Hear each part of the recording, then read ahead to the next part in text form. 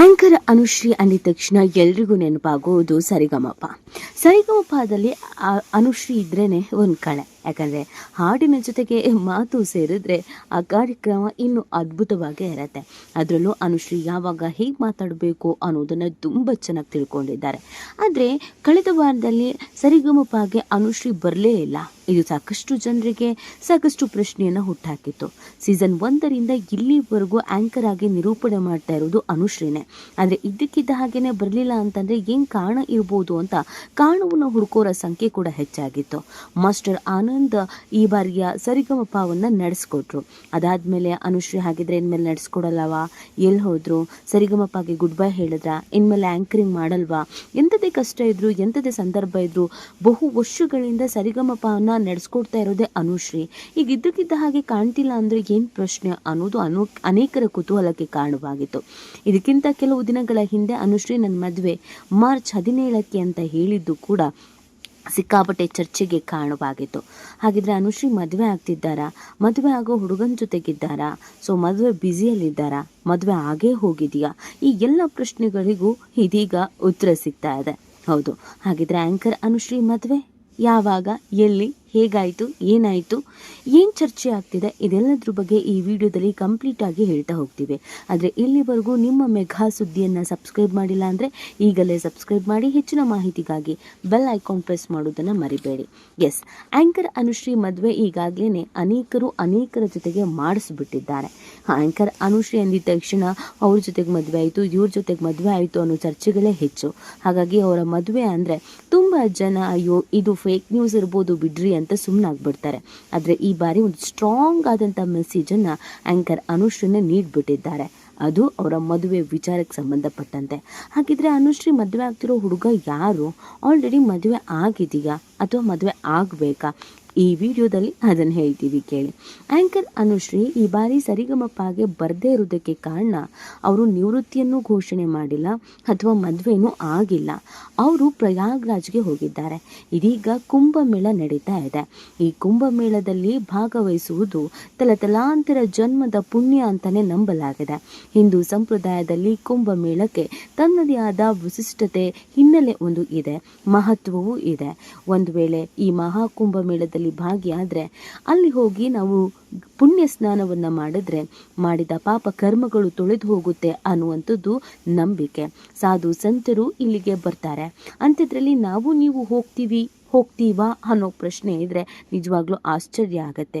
ಅದೆಲ್ಲವೂ ಕೂಡ ಪವಾಡ ಅಂತ ಅನಿಸುತ್ತೆ. ಅಲ್ಲಿಗೆ ಹೋಗಿ ಬಂದವರೇ ಪುಣ್ಯವಂತರು, ಭಾಗ್ಯವಂತರು ಅಂತ ಕರೆಯಲಾಗುತ್ತೆ. 144 ವರ್ಷಗಳಿಗೊಮ್ಮೆ ನಡೆಯುವಂಥ ಈ ಮಹಾಕುಂಭಮೇಳದಲ್ಲಿ ಭಾಗಿಯಾಗುವವರು ನಿಜವಾಗ್ಲೂ ಅದೃಷ್ಟವಂತರು. ಯಾಕಂದರೆ ಮುಂದಿನ ಕುಂಭಮೇಳದ ಸಂದರ್ಭದಲ್ಲಿ ನಾವೆಲ್ಲ ಬದುಕಿರ್ತೀವೋ, ಖಂಡಿತ ಇಲ್ಲ ಅಂತಲೇ ಉತ್ತರ ಬರುತ್ತೆ. ಯಾಕಂದರೆ ಇದು ನಡೆಯೋದೇ 144 ವರ್ಷಗಳಿಗೆ ಒಮ್ಮೆ. ಇಂಥ ಮಹಾಕುಂಭ ಮೇಳಕ್ಕೆ ಅನುಶ್ರೀ ಭಾಗಿಯಾಗಿದ್ದಾರೆ. ಅದರ ಫೋಟೋಸ್ಗಳನ್ನು ಸಾಮಾಜಿಕ ಜಾಲತಾಣದಲ್ಲಿ ಹಂಚಿಕೊಂಡಿದ್ದಾರೆ. ಸೊ ಮಹಾಕುಂಭ ಮೇಳಕ್ಕೆ ಹೋಗಿರೋದ್ರಿಂದ, ಪ್ರಯಾಗ್ರಾಜ್ಗೆ ಪ್ರಯಾಣ ಬೆಳೆಸಿರೋದ್ರಿಂದ ಅನುಶ್ರೀ ಸರಿಗಮಪ ವೇದಿಕೆಗೆ ಬಂದಿಲ್ಲ ಅನ್ನೋದು ಗೊತ್ತಾಗ್ತಾ ಇದೆ. ಅದನ್ನು ಹೊರತುಪಡಿಸಿ ಇನ್ನೇನು ಇಲ್ಲ ಅನ್ನೋದು ಕೂಡ ಗೊತ್ತಾಗ್ತಿದೆ. ಆದರೆ ಮದುವೆ ವಿಚಾರಕ್ಕೆ ಸಂಬಂಧಪಟ್ಟಂತೆ ಅಲ್ಲಿಯೇ ಒಂದು ಸುಳಿವು ಸಿಕ್ಕಿದೆ. ಸೊ ಅದನ್ನು ಅನೇಕರು ಇದೀಗ ಇದಾ ವಿಷಯ ಅಂತ ಹೇಳ್ತಿದ್ದಾರೆ. ಏನದು ವಿಷಯ, ಅಂಥದ್ದು ಏನಾಗ್ಬಿಡ್ತು ಪ್ರಯಾಗ್ರಾಜ್ನಲ್ಲಿ? ಅನುಶ್ರೀ ಮದುವೆ ಆಗ್ತಿರೋ ಹುಡುಗ ಉತ್ತರ ಪ್ರದೇಶದವರ, ನಮ್ಮ ಕರ್ನಾಟಕದವ್ರ ಅಲ್ವಾ ಅನ್ನೋ ಪ್ರಶ್ನೆ ಇದ್ರೆ ಖಂಡಿತ ಕರ್ನಾಟಕದವರು ಅನ್ನೋದು ಚರ್ಚೆ. ಹೌದು, ನಿಮಗೆಲ್ಲ ರಕ್ಷಿತ್ ಶೆಟ್ಟಿ, ರಿಷಬ್ ಶೆಟ್ಟಿ, ರಾಜ್ಬಿ ಶೆಟ್ಟಿ ಗೊತ್ತೇ ಇದ್ದಾರೆ. 3 ಜನ ತ್ರಿಮೂರ್ತಿಗಳು. ಯಾವುದೇ ಕೆಲಸ ಕಾರ್ಯಗಳನ್ನು ಮಾಡಿದ್ರು ಒಟ್ಟೊಟ್ಟಿಗೆ ಮಾಡ್ತಾಯಿದ್ರು, ಒಟ್ಟಿಗೆ ಸಕ್ಸಸ್ಸನ್ನು ಕೂಡ ಕಂಡ್ರು. ಒಂದು ಮೊಟ್ಟೆಯ ಕತೆ ಮುಖಾಂತರವಾಗಿ ಫೇಮಸ್ ಆದವರು ರಾಜ್ಬಿ ಶೆಟ್ಟಿ. ತಮ್ಮದೇ ರೀತಿಯಾದಂಥ ವಿಭಿನ್ನವಾದ ನಟನೆ, ಕತೆ ಇದೆಲ್ಲದರ ಮುಖಾಂತರವಾಗಿ ಅನೇಕರ ಮನಸ್ಸನ್ನು ಗೆದ್ದವರು ರಾಜ್ಬಿ ಶೆಟ್ಟಿ. ಇದೀಗ ರಾಜ್ಬಿ ಶೆಟ್ಟಿ ಜೊತೆಗೆ ಅನುಶ್ರೀ ಪ್ರಯಾಗ್ರಾಜ್ಗೆ ಪ್ರಯಾಣವನ್ನು ಬೆಳೆಸಿರೋದು.